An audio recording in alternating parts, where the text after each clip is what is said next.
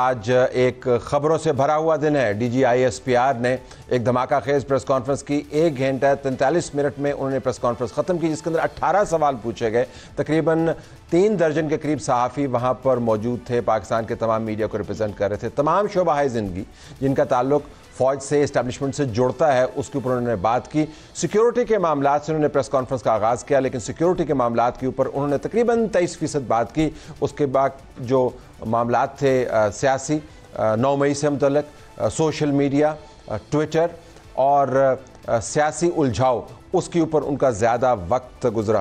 उन्होंने बहुत सारी बातें की। उन्होंने बताया कि 9 मई के वाक़यात में जो लोग मुलव्वस हैं उनको नहीं बख्शा जाएगा। उन्होंने अपनी प्रेस कॉन्फ्रेंस के दौरान 9 मई की याद दहानी के लिए एक मोन्ताज भी चलाया, जिसके अंदर उन्होंने तमाम वाक़यात दिखाए। फिर ये बताया कि एक समरी फॉर्म में कि मुख्तलिफ लीडरान, यास्मीन राशिद, मुराद सईद, शहरियार अफरीदी वगैरह क्या क्या बातें करते रहे। उन्होंने ये भी कहा कि जुडिशल कमीशन का जो मामला है, जुडिशल कमीशन उस मामले पर बनता है जब कहीं पर अबहाम हो, और अगर जुडिशल कमीशन आपने बनाना है तो बनाए फिर 2014 के धरनों से, जो कि बहुत ही नई बात है इस्टेब्लिशमेंट में। 2014 के मामलात और उसके बाद बनने वाले हालात के ऊपर ज़्यादा बात नहीं होती, लेकिन आज वो कह रहे हैं कि अगर आपने इन्वेस्टिगेशन करनी है तो करें। उन्होंने ये भी कहा कि जो सियासी टोला खलफिशार फैलाता है, फ़ौज पर भी हमलावर हो सकता है, उसके साथ बातचीत नहीं हो सकती। सिर्फ एक ही रास्ता बाकी है और वो है कि वो माफ़ी मांगे। अभी बहुत सारे इश्यूज़ हैं, इनका अहाता करने के लिए सबसे ज़्यादा क्वालिफाइड जो लोग हैं जो उस प्रेस कॉन्फ्रेंस के अंदर बैठे हुए थे। हमारे पास सुमेरा खान मौजूद हैं जो समा न्यूज़ को रिप्रेजेंट करती है, उनका शुक्रिया। उनके साथ वसीम अब्बासी मौजूद हैं जो सहाफ़ी हैं, वी न्यूज़ को रिप्रेजेंट करते हैं, आपका भी शुक्रिया।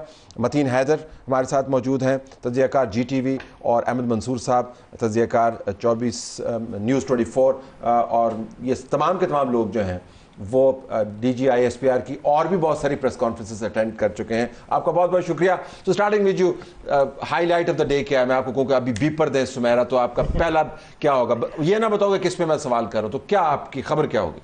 मेरे लिए ये खबर आज DGISPR की प्रेस कॉन्फ्रेंस से एज ए सिक्योरिटी एनालिस्ट, ज़ाहिर है आप लोगों से हमेशा ये सीखा कि पहले जो जॉनरा है आपका, मेरा मिसिंग पर्सन्स के ऊपर फोकस था। I wanted to know what exactly chief of army staff as head of the institution. मैं हेडलाइन ये नहीं लगाऊंगा, लेकिन आपने मुझसे हेडलाइन लगवानी है। मैं आपसे कह रहा हूँ कि मुझे हेडलाइन दें आज के 1 घंटा 43 मिनट पर मोहित प्रेस कॉन्फ्रेंस। सबसे बड़ी हेडलाइन आज की ये थी कि नहीं होंगे मुज़ाकरात उन लोगों से जिन्होंने 9 मई किया है, और ना डील है ना ढील है। You said it, is that your headline? Your headline? माफी मांगे आप बिल्कुल आज की आपने सिक्योरिटी के मतलब आपने सही कहा कि 23%, लेकिन जो मेजर फोकस था आज जो हेडलाइन थी, और आपने सही लफ्ज़ यूज़ किया कि धमाका खेज प्रेस कॉन्फ्रेंस सियासी मामलात में इन PTI वालों को खलफशार, इंतशार और बलवाई, इनके साथ कोई टॉक नहीं होगी। ये जो आप 1 महीने से सारी बातें सुन रहे थे, एक रिटायर्ड जनरल जो है वो मेडिएशन कर रहा है, वो मैसेजिंग कर रहा है, इधर से बात। आज उन्होंने तमाम तर चीज़ें, उन्होंने कहा कि 9 मई के ऊपर कोई कंप्रोमाइज़ नहीं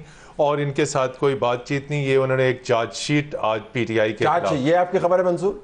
गुड PTI, बैड PTI।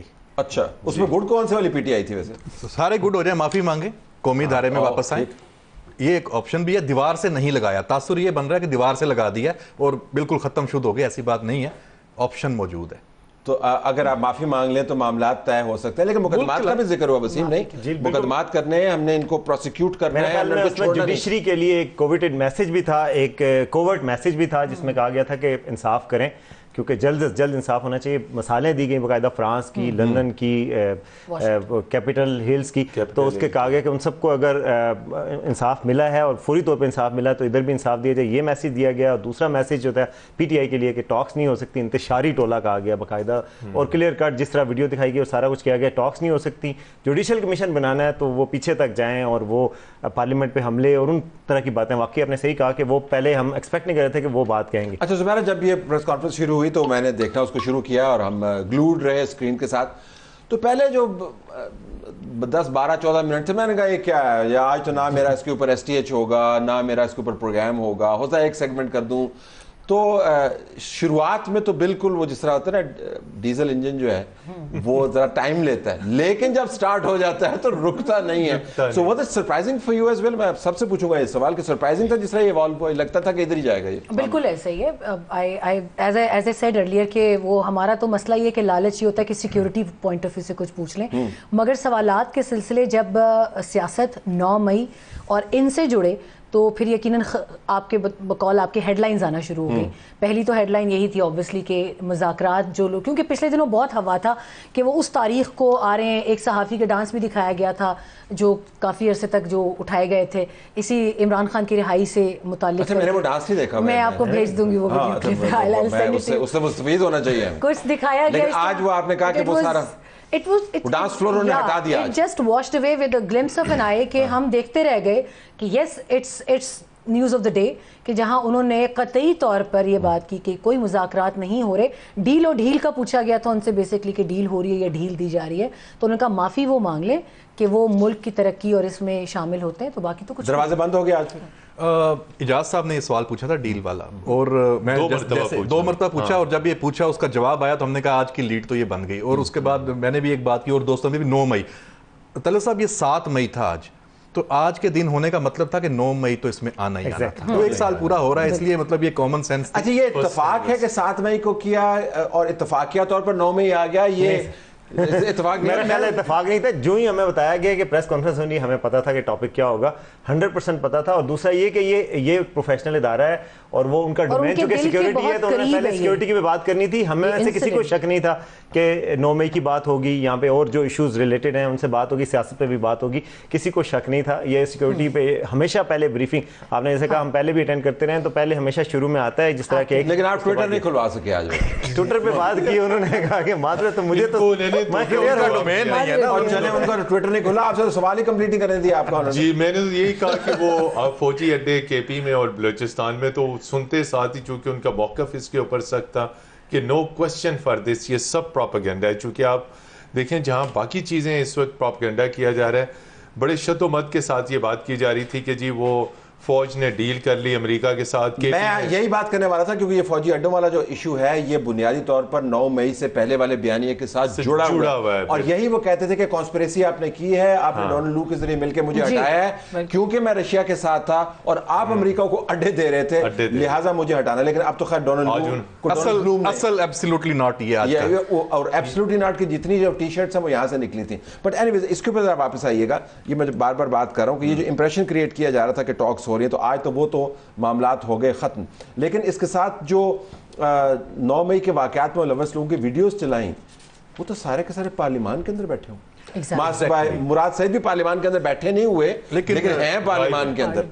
जैसे वसीम भाई ने बात की ना कि जुडिशरी पे ये एक बात है कि ये डिसीजंस क्यों नहीं है, जो एविडेंस मौजूद है तो फिर उनको सजा तो मिलनी चाहिए। दुनिया की एग्जांपल्स दी हैं, तो यहाँ भी एक चीज़ ये है कि जो लोग जिनके खिलाफ एक्शनेबल आपके पास एविडेंस मौजूद हैं उनको तो आप कैसे छोड़ सकते हैं। फिर उन्होंने एक बात और भी की है कि अगर आप इनको आज माफ़ी दे देते हैं, छोड़ देते हैं, जिन्होंने जो 9 मई में मुलव्वस हैं, रास्ता खोल देते हैं, फिर तो उसके बाद पहले कोर कमांडर हाउस और जीएचक्यू में हुआ, फिर तो कोई भी आएगा। लेकिन 9 मई के लिए आपने मुकदमात मिलिट्री कोर्ट्स में आप लेके गए ना, तो मिलिट्री कोर्ट्स के ऊपर तो और मसला नहीं लेके वो तो गए, लेकिन वहां पे भी अदलिया के लिए मैसेज है कि सुप्रीम कोर्ट में रुकी हुई है ना, उनकी सजाएं तो इसलिए रुकी हुई कि सुप्रीम कोर्ट में स्टे। लेकिन जो जिनको आपने सजाएं, जिनको आपने ईद पे रिहा भी तो कर दिया, वो तो कह रहे हैं कि जिनके ऊपर माइल्ड चार्जेस थे प्रॉब्ली। अच्छा, अब इसमें क्या माइल्ड चार्जेस और नॉट सो माइल्ड चार्जेस की कैटेगरी मुझे आज तो नजर नहीं आई। नहीं, इसमें मुझे आज जो अलार्मिंग चीज नजर आई थी, इससे पहले मैंने कभी इस बड़े elite forum of military, Pakistan military, ये नहीं सुना था कभी कि सरगना मास्टरमाइंड या जो दूर थे इस वाकये से, लिबर्टी से, उनके ऊपर क्या होगा। आज उन्होंने ये भी क्लियर किया है कि जैसे कैपिटल हिल पे अटैक हुआ तो उन्होंने जियो फेंसिंग करके मालूमात लेके, डिटेल्स लेके उनको भी सजा दी जो वहां थे, और जिन्होंने ये सारा कुछ तश्कील दिया था, फैसिलिटेटर्स थे, उनको भी दिया। सबसे बड़ी सजा उसको मिली थी जो जिसने तश्कील दिया था और वो वहां पर खुद मौजूद नहीं था। सबसे बड़ी सजा उसको मिली। तो अब ये सजा वाला जो बर्डन है मतीन साहब, ये अब अदलिया की तरफ जा रहा है या हुकूमत वक्त की तरफ जा रहा है? क्योंकि ये दोनों की तरफ जाएगा, जारी बात है। इसमें गवर्नमेंट भी अंडर प्रेशर आएगी, चूंकि आज की प्रेस कॉन्फ्रेंस 9 मई की जो एनिवर्सरी है उसी सिलसिले में थी। ये प्रेशर गवर्नमेंट के ऊपर भी पड़ेगा और ये प्रेशर यकीनी तौर पे आपने सही कहा और इन दोस्तों ने भी कि जुडिशरी के ऊपर भी पड़ेगा। आगे इसमें मामलात मज़ीद गंभीर होंगे, चूँकि जुडिशरी की तरफ से जुडिशरी ने अभी तक जो इसमें डिलेज किए हैं, दे वांट एविडेंसेस, बहुत सारी एविडेंसेस चीज़ें, प्रोसेस थोड़ा सा स्लो है। सिविलियन का ट्रायल मिलिट्री कोर्ट्स में हो सकता है, नहीं हो सकता, ये भी बहुत बड़ा इशू, ये भी बहुत बड़ा इशू है। तो लेकिन उन्होंने ये क्लियर कट कहा कि ये फौज का मुकदमा नहीं है, ये पाकिस्तान की अवाम और पाकिस्तान का मुकदमा है, और डायरेक्ट कहा गया कि इन लोगों ने फौज के ऊपर हमला किया। जरा 9 मई के ऊपर क्या सवाल हुआ और क्या जवाब हुआ, एक ग्लिम्स देखते हैं। कहा जाता है कि जुडिशियल कमीशन बना दिया जाए, ठीक है, हम तैयार हैं, बनाएं जुडिशियल कमीशन, लेकिन अगर जुडिशियल कमीशन बनाना है तो फिर इस पूरे वाकये की तह तक जाएं। वो जुडिशियल कमीशन इस बात का भी अहाता करे कि 2014 का धरना, उसके मकासद क्या थे। वो इस बात का भी अहाता करे कि पार्लियामेंट पे हमला कैसे हुआ और कैसे कराया गया। वो पीटीवी पर हमले का भी अहाता करे, किस तरह 2016 में केपीके के रिसोर्स से सरकारी वसाइल के साथ दारुल खिलाफा पे धावा बोला गया, 2022 में दोबारा इस्लामाबाद पे धावा बोला। वो जुडिशियल कमीशन इस बात का भी अहाता करे, वो ये भी देखे कि कैसे IMF को खतूत लिखे गए, कहाँ से फंडिंग जा रही थी, कहाँ फंडिंग जा रही थी, वो इस बात का भी अहाता करे। ज़रूरी है कि हम 9 मई के मुल्ज़मान को कानून और आइन के मुताबिक सज़ा दें।